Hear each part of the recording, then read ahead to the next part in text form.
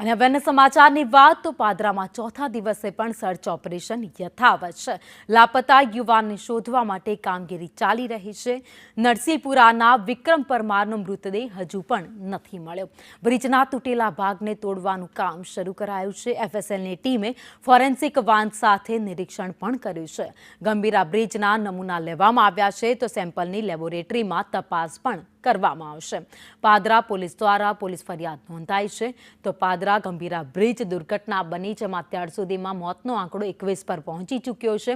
હજુ પણ એક વ્યક્તિ લાપતા છે જેની શોધખોળ ચાલી રહી છે। ચોથા દિવસે પણ સર્ચ ઓપરેશન ચાલી રહ્યું છે।